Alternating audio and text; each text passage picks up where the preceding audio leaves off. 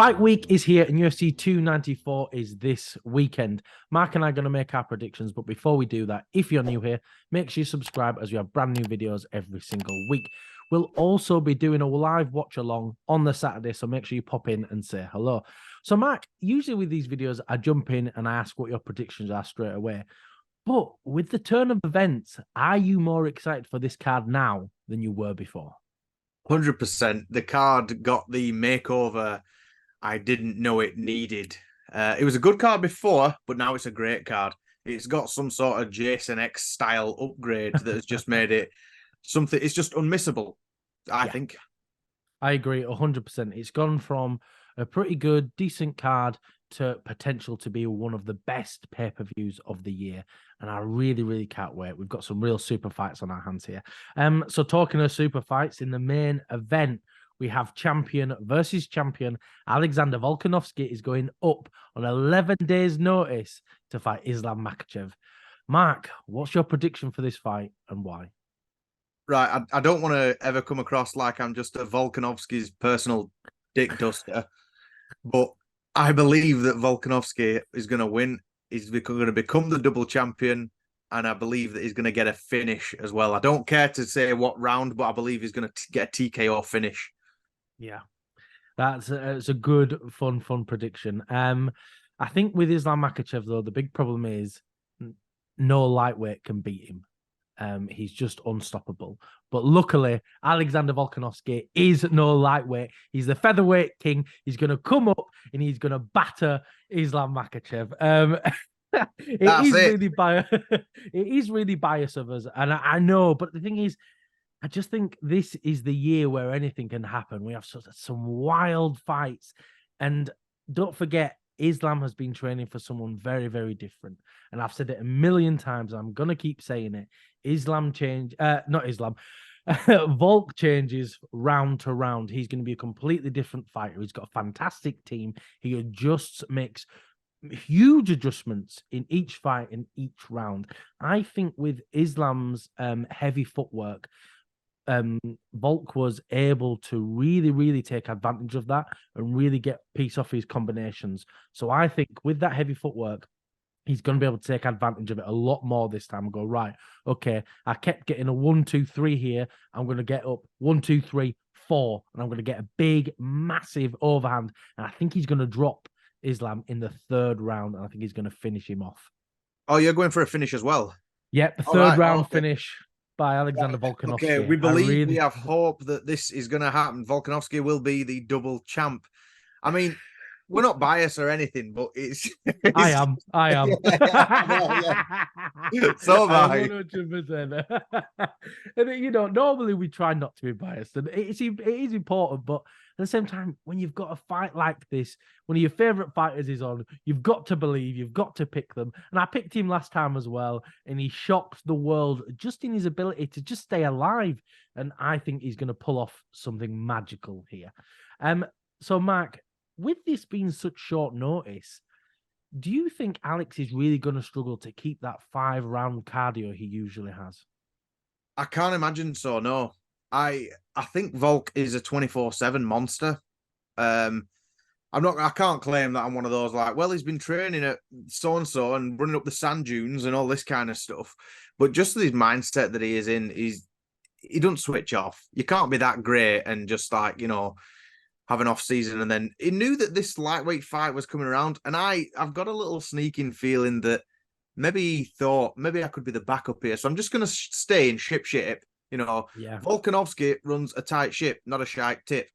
And I think that he's going to step up. And maybe he always had an inkling that this might happen as well. So he just kept himself dusted, Yeah, well, you make such a good point there, because don't forget, he has been an integral part of this sort of three-way at the top of this division. Don't forget, he was the backup fighter for Charles versus Islam 1. He then got the rematch, and so he likely probably had a good idea. Maybe, just maybe, somebody could get called up. But the big problem I see for Volk is this is difficult. Even if he's been staying in half-decent shape, he's coming off the couch. He's not going to be in full fit fighting shape like he usually is. And don't forget, he had surgery, just a few months ago? So he may have been taking it easy. But I think it was quite a minor surgery, so it won't be anything too drastic, hopefully. Don't cast any doubt on the king. Okay, I won't. He's going to come back and he's going to smash Islam. I can't wait. First round. With this, before we move on to the next fight, do you think this is such a big risk for Volk? Because, he was guaranteed a rematch anyway. We all knew that was going to happen. So he could have just gone, nah, I'm okay. I'll turn it down and probably get a rematch, next year, early on, maybe June time, something like that. So do you think he's taking a big risk here? Because if he loses, he probably won't get another title shot, right? I do worry. And I do have that feeling because surely this is his last shot at lightweight. They might make certain exceptions because of who he is. He's Alexander Volkanovski. He's not just someone who fancies going up. He is the featherweight GOAT, what a lot of people call him. Yeah. But it's a quick turnaround, and especially seeing as how, was it not billed for him and Tuporia at 297 or something, was it? Something like that, yeah. Something like that. So you go, well, has that fight been pulled? Volk could have potentially, we don't know what was signed, but Volk could have traded that in order to get double champ status. And who wouldn't, right? Yeah. Honestly. But I think he is well aware that this could be his only shot. That being said, I don't think Volk would accept it. I know he's got no fear and all that kind of thing, but I don't think he'd accept it if he thought there was a chance of him, oh, actually, I don't think I'm fully prepared. No, he's been in there with Islam. He knows what he's like. And this is when they both prepared for each other. Yeah. I don't know. It just feels like he's got something up his sleeve. Yeah, I agree. I think he does. Like we've said it before, hasn't he? He's such a dynamic fighter. It feels like there's going to be a very, very interesting game plan. And I can't wait to see him play it out. Man, I am buzzed for this card. I'm really, really excited. But carrying on that excitement, in the co-main event, we have one of the best welterweights in the world. Again, stepping in on 11 days' notice, Kamaru Usman is facing Khamzat Chimaev. Mark, what's your predictions for this fight and why? I'll just say that I still believe that Kamaru is one of the best welterweights ever, but I believe this is a middleweight fight, Dwain. I think, as much as it breaks my heart, I think Khamzat might even get a finish. Khamzat by TKO, I'm saying. What about you? Before I go into why, what's your prediction? I'm not going TKO. I'm going Khamzat by decision. And it pains me to say because I love Kamaru and I'd love to see him get it done. But I just think that physical difference is going to be too much for him to sort of handle. And I don't think he's going to get ragdolled, but I don't think Kamaru is going to be able to sort of put forward his game plan, what he normally does against his opponents. Khamzat is a high level wrestler and he's got a lot of physical strength. So he could really, really give Usman some problems here. So I'm going by decision. But what's your reasons for picking Khamzat? It's nothing more than a feeling, so it means nothing, Dwain. But I just feel, when this happened with Tyron Woodley, I'm not trying to compare the two, but do you remember a time when everyone called Tyron Woodley one of the best welterweights ever? As soon as you lose that belt, sometimes that confidence can be shook. And this kind of seems like the incentive here for Kamaru is the middleweight title opportunity against Sean Strickland if he wins. Other than that, you think, what's he gaining here? Kamaru is one of the best. Yeah, there is that, but I can't imagine. I know Kamaru what you're saying. To be wanting just a quick payout. You know what I mean? I agree. Like, what is he gaining here? Khamzat is an up-and-comer who his most high-level opponent is Gilbert Burns, someone who Kamaru was already beaten a couple of years ago. So you think, well, what is the reason why would he take this, i.e. the title shot? So I think maybe he's biting off a little bit more than he can chew, and Khamzat is hungry and he wants to prove. And if he can beat Kamaru Usman, I don't care what weight it's at, you deserve a title shot. Yeah, 100%, definitely. This seems like a great title eliminator, and I'm really, really excited for it. But I think with Usman, it is that big risk for him, isn't it? But this can really cement his legacy. If he can go off, beat Khamzat, move up, beat Strickland, there's no denying a sort of a legacy like that. And so that's exactly what he's fighting for. You're right. Sure, a big pile of cash helps, but that's not what this is for. This is to cement his name as one of the greats, and it really, really could do that for him. And don't forget, this is Khamzat's moving up a weight, and he's put on a lot of weight as well. He's looking massive, and he's never had the best gas tank either. So when you've got all of this extra muscle on top, will he struggle with that? Do you know, I think Khamzat might struggle with all this extra muscle. Will he be able to maintain 3 full rounds with high intensity? Because to beat Usman, he's going to have to be intense. He's not going to be able to take his foot off the gas, I don't think. I think in order to even just last the distance with Kamaru Usman, you've got to have the lung capacity of a deep sea diver. And like you say, Khamzat, he might not have the best gas tank, but we haven't seen it. No. He didn't need it before the Gilbert Burns fight. That only went that way, but don't forget that Gilbert Burns is so high level. But again, so is Kamaru. So you think, are we going to see that version again? Or are we going to see, well, you know what?